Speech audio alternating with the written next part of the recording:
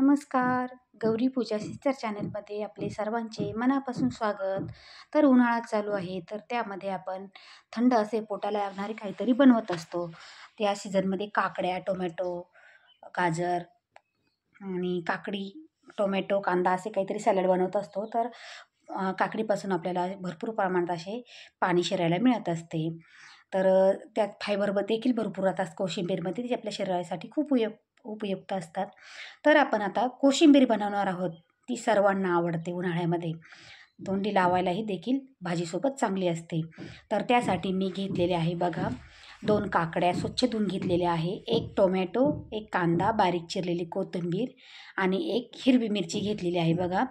आणि इकडे मी शेंगदाणे देखील घेतलेले आहेत. ते भाजलेले शेंगदाणे आहे, त्याचे आपण टरफले काढून घेणार आहोत. तर ते शेंगदाण्याचे टरफले वगैरे काढून घेणार आहोत आणि मग त्याचे आपण कूट बनवणार आहोत. मिरची आणि शेंगदाण्याचा बारीक कूट बनवणार आहोत, जे आपल्या कोशिंबीरमध्ये दाताखाली आल्यानंतर खूप चांगले लागते.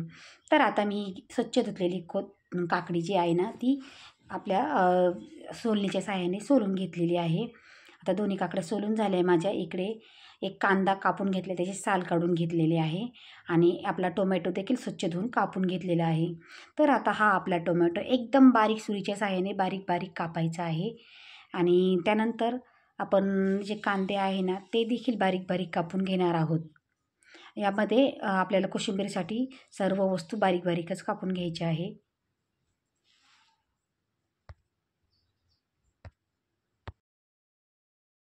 अशाच प्रकारे आपण हा बारीक टोमॅटो कापून घेतलेला आहे आणि आपला जो कांदा होतो ना, तो पण असाच कापून घ्यायचा आहे. आणि काकडी देखील अशी बारीक सुरीच्या साहाय्याने चोचून बारीक करायची आहे.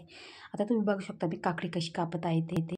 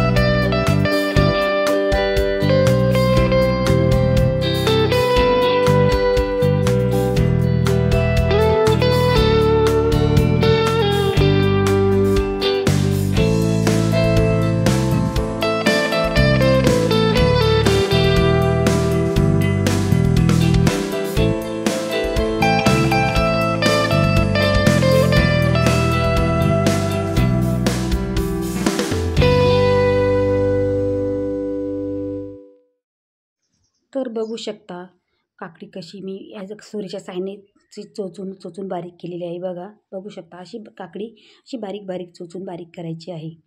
चोचवणे म्हणजे अशा प्रकारे अशी आडवी उभी कापायची आणि मग ती बारीक कापून घ्यायची.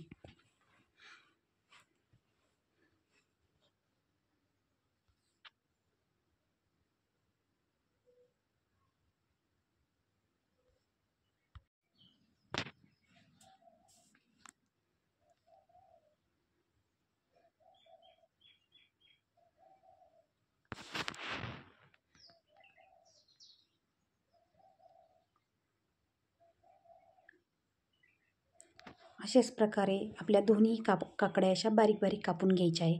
तर आपल्या इथे काकड्या बारीक कापून झालेल्या आहे. तर आता आपण जे शेंगदाणे भाजून त्याचे टरफले काढून घेतले होते ते घेतलेले आहे आणि 1 मिरची घेतलेली आहे. ते मिक्सरच्या भांड्यामध्ये आपण असं थोडंसं ओबडधोबड बारीक करायचं आहे. त्यामध्ये जे भाजलेले शेंगदाणे असतात ना, ते दाताखाली खूप छान लागतात. तर ते बारीक करून घेतलेले आहे. आता बघू शकता इकडे मी दही पण घेतलेले आहे.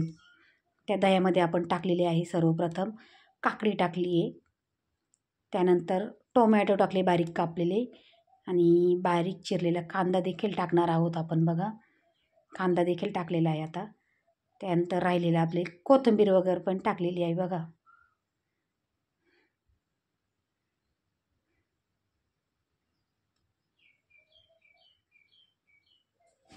तर आता हे सर्व मिश्रण आपण दह्यामध्ये टाकले.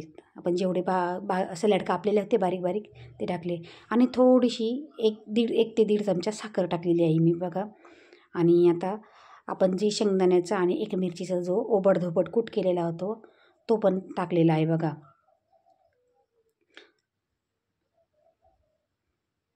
आणि हे सर्व मिश्रण एका बाउलमध्ये ओतून घेतले आणि त्यामध्ये मी टाकलेलं आहे चवीनुसार मीठ टाकले बघा. आणि चमच्याच्या साहाय्याने हे सर्व एकजीव करून घ्यायचे आहे. दही आणि आपले जे सॅलड होते बारीक कापलेले, मीठ आणि आपली साखर ते सगळे एकजीव करून घ्यायचं आहे.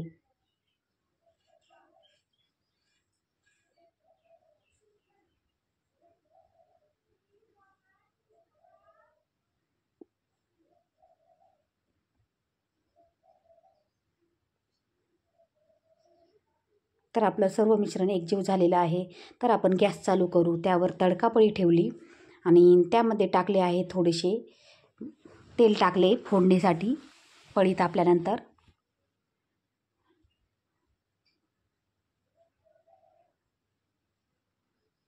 आपली तेल गरम झालेले आहे पळीतलं. त्यामध्ये टाकली 1 चमचा मोहरी टाकली. मोहरी चांगली तडतडली की त्यामध्ये टाकणार आहोत आपण चमचाभर जिरे. जिरे टाकल्यानंतर त्यामध्ये टाकणार आहोत कढीपत्ता. गॅस बंद करायचा आता त्यावेळेस कढीपत्ता टाकायच्या अगोदर. आता कढीपत्ता चांगला तडतडून द्यायचा आहे आणि आपली पळी बाजूला घ्यायची आणि मग तो तडका जो केलेला आहे तो आपण आपल्या कोशिंबीरमध्ये ओतायचा आहे.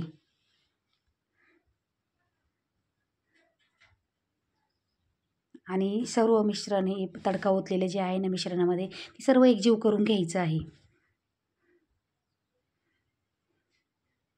चवीला खूपच छान आणि चविष्ट रुचकर लागते ही. आपण जेवणामध्ये तोंडी लावायलाच देखील हे वापरू शकतो आणि याचा सॅलड बनवून देखील उपयोग करू शकतो. बघू शकता किती छान कोशिंबीर झालेली आपली आहे तयार. तर अशीच कोशिंबीर आपण घरच्या घरी बनवू शकतो. व्हिडिओ आवडल्यास लाईक, शेअर, कमेंट करायला विसरू नका.